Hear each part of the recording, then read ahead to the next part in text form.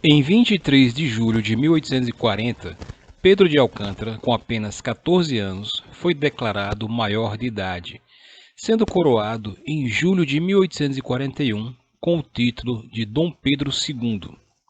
O novo imperador tinha dois grandes desafios: manter a unidade territorial e manter a ordem monárquica.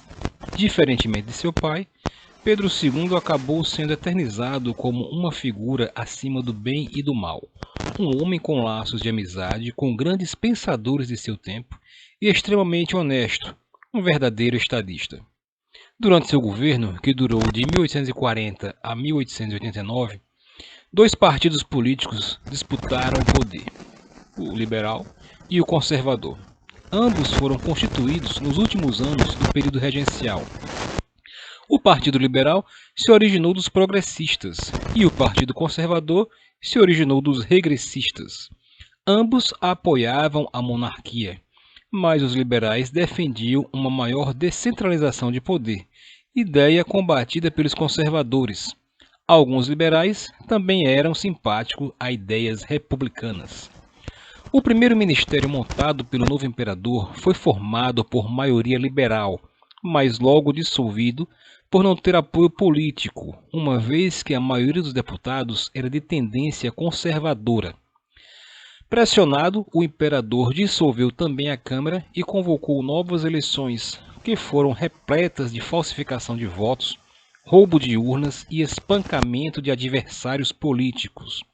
Todos esses acontecimentos fizeram com que o sufrágio de 1840 ficasse conhecido como a eleição do cacete.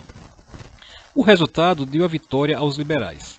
Após as eleições, em 1841, houve a reforma do Código do Processo Criminal, que transferiu atribuições dos presidentes das províncias para o governo central, fortalecendo o poder do imperador e enfraquecendo as províncias. O fortalecimento do poder central não agradou os setores liberais. Com isso, em 1842, paulistas e mineiros iniciaram uma série de manifestações populares em prol da autonomia regional. O governo central agiu, reprimindo duramente tais manifestações. Em 1847, um decreto de Dom Pedro II criou o cargo de presidente do Conselho de Ministros, que era uma espécie de primeiro-ministro, introduzindo um parlamentarismo à brasileira. Diferentemente do parlamentarismo inglês, no qual o partido vencedor das eleições escolhe o primeiro-ministro, no Brasil, o imperador escolheu o presidente do Conselho de Ministros, que por sua vez escolhia os demais membros.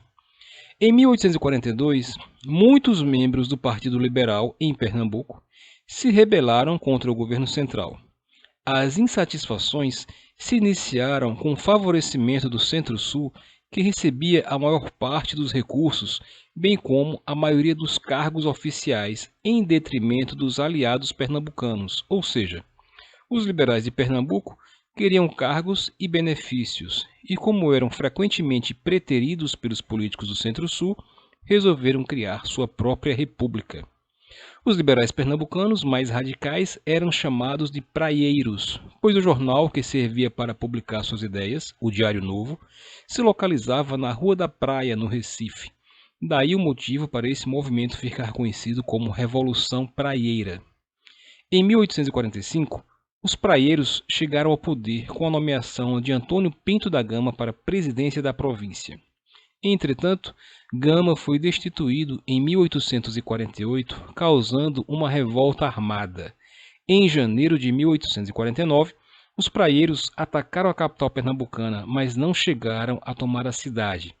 As forças do governo controlaram a situação, prendendo e executando os revoltosos. Na década de 1850, as disputas políticas entre liberais e conservadores foram amenizadas. As divergências existentes entre os dois grupos foram resolvidas em 1853 com a criação do Ministério da Conciliação, formado por políticos das duas coligações partidárias. A criação do ministério favoreceu o diálogo entre os dois partidos e promoveu reformas constitucionais que proporcionaram a estabilização do processo político e econômico brasileiro. Na década de 1860, a relação com a Inglaterra, grande parceira comercial, sofreu um grande abalo.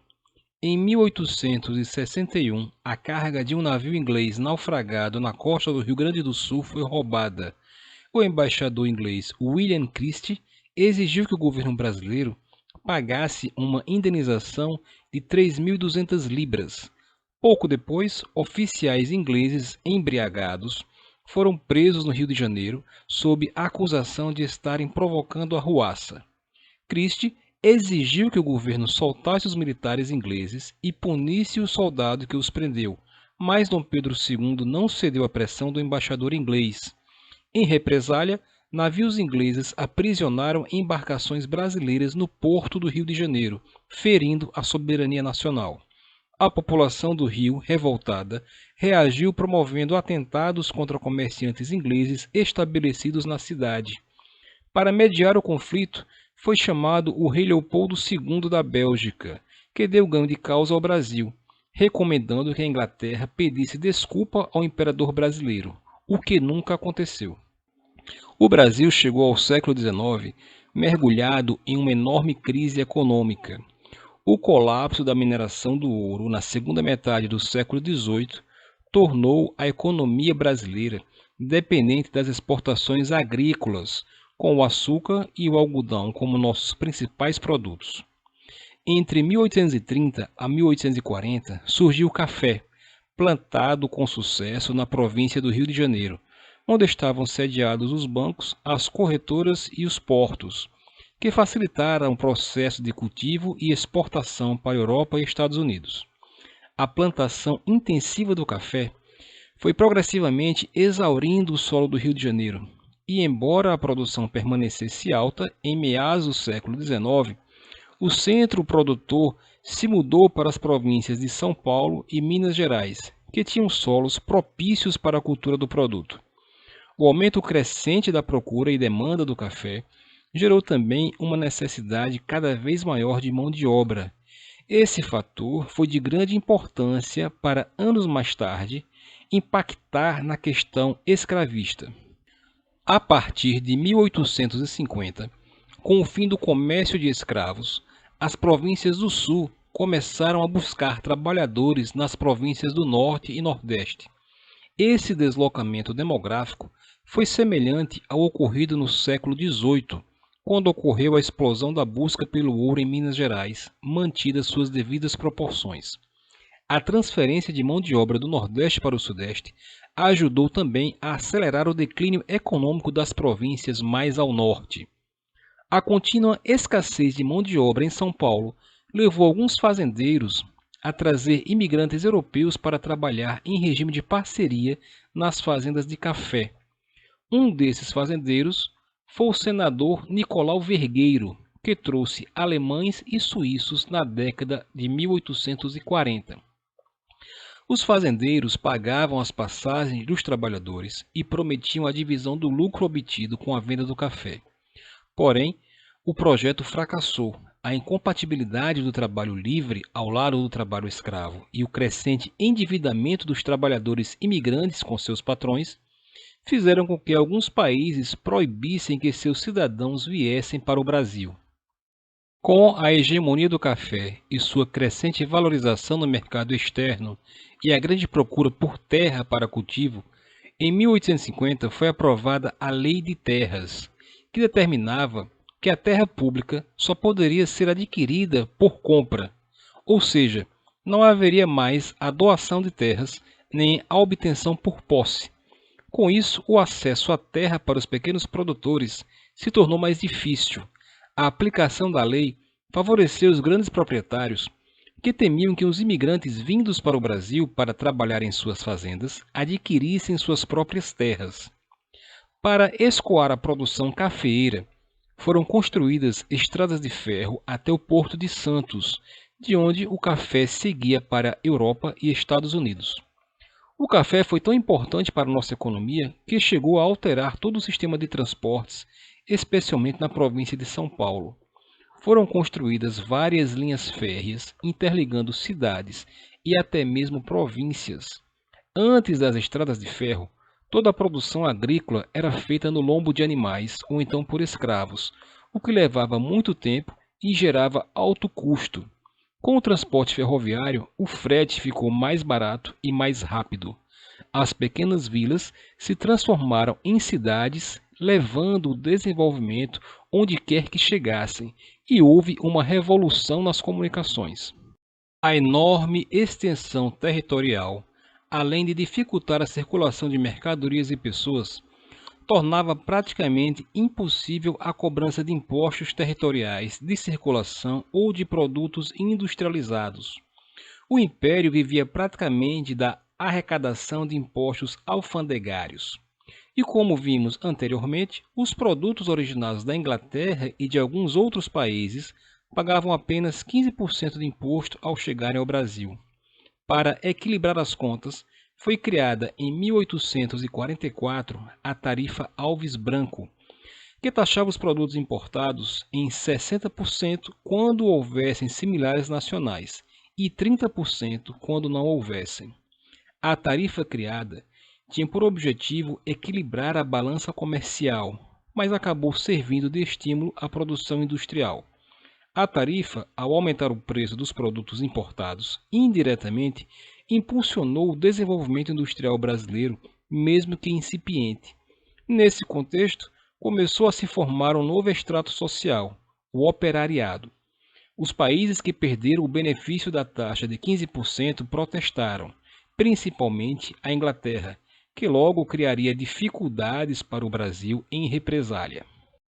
O surto industrial brasileiro no século XIX teve na figura do Barão de Mauá seu grande exemplo. Irineu de Souza começou como mero balconista. Com o fim do tráfico negreiro em 1850, ele criou o Banco Hipotecário, atraindo capital dos antigos mercadores de escravos. Em 1854, inaugurou a primeira ferrovia do Brasil e com isso ganhou prestígio na sociedade imperial, recebendo o título de Barão de Mauá. Em 1858, ficou responsável pela iluminação da capital brasileira, fundando a Rio de Janeiro Company Limited, com capital inglês. Ainda realizou a ligação telegráfica entre Brasil e Europa. Mas em 1860, com a revogação da tarifa Alves Branco, Mauá começou a ver seus negócios ruírem. A partir da década de 1840, início do reinado de Dom Pedro II, a sede do governo federal, o Rio de Janeiro, recebeu uma série de melhorias. A importação de máquinas ficou isenta de impostos, impulsionando a industrialização, contribuindo para a abertura de várias indústrias, bancos, companhias de seguro e transporte urbano. A cidade ganhou iluminação a gás, além de água canalizada. As antigas carruagens começaram a ser substituídas por bondes, inicialmente puxadas por animais, mas logo trocadas pelos bondes elétricos, colocando o Rio de Janeiro na modernidade. Um dos fatores que mais impactou a economia e a sociedade do Segundo Reinado foi, sem dúvida, a questão escravista. Principal força de trabalho no Brasil desde seu período colonial, o papel dos escravos foi essencial em toda a economia do Império e mudaria para sempre o contexto social em nosso país. Desde antes da independência brasileira, já havia uma forte pressão pelo fim do tráfico negreiro. A Inglaterra, valendo-se de seu poder econômico e militar, passou a exigir a interdição do tráfico aos países escravistas e condicionou o reconhecimento da independência do Brasil à assinatura de um tratado que proibisse o tráfico em direção ao nosso país. E em 1826, o governo de Dom Pedro I assinou esse tratado. Apesar de protestos de que a intervenção inglesa colocava em xeque a soberania nacional, o tratado foi colocado em prática, mas de forma precária, não atingindo seus objetivos. Entre 1830 e 1835, o número de escravos que entraram em território brasileiro foi de cerca de 25 mil. Entretanto, entre 1836 a 1840, esse número saltou para cerca de 200 mil, mostrando o quão inócuo o tratado assinado entre Brasil e Inglaterra se tornou e perdendo seu efeito em 1844. A grande maioria dos escravos vinham trabalhar no setor cafeeiro. Em 1845, insatisfeitos com a tarifa Alves Branco de 1844, o parlamento inglês aprovou a Lei Bill Alberdin, que declarava o tráfico negreiro pirataria e dava à Marinha Britânica o direito de prender todo e qualquer navio negreiro que encontrasse em alto mar, bem como ancorado nos portos brasileiros. A ofensiva inglesa tinha por alvo o Brasil, o maior mercado de escravos africanos. O governo brasileiro acusava o governo inglês de infringir as normas internacionais e ferir a soberania nacional. Mas apesar dos protestos, os ingleses começaram a capturar navios brasileiros. Sem condições de reagir contra a agressão inglesa, o Brasil teve que ceder. Em 1850, o ministro da Justiça, Eusébio de Queiroz, propôs um projeto aprovado pelos deputados, que extinguia o tráfico negreiro. O tráfico foi efetivamente reprimido e o último desembarque oficial que se tem notícia ocorreu em 1854. A escravidão, entretanto, continuava sendo a principal fonte de trabalho no Brasil. Os escravos deixaram de vir da África, mas o tráfico passou a ser sistematicamente realizado entre as províncias, partindo do norte e do nordeste em direção às fazendas de café de São Paulo. A partir da década de 1860, o movimento abolicionista começou a ganhar força no Brasil, alimentado pelas mudanças no cenário internacional. Nos Estados Unidos, após a Guerra Civil, que terminou em 1865 e libertou os escravos, apenas Brasil e Cuba, que era então uma colônia espanhola, continuavam a explorar a mão de obra escrava. Entretanto, a Espanha libertou os filhos de escravos em 1870, deixando o Brasil em uma situação de isolamento. Em 1866, o imperador Dom Pedro II, em discurso no parlamento brasileiro, assumiu a necessidade de enfrentar o problema da escravidão no Brasil. Por essa época, o país estava envolvido em guerra contra o Paraguai, e a mobilização que se fazia contra a escravidão tinha a ver com a participação de escravos nos combates.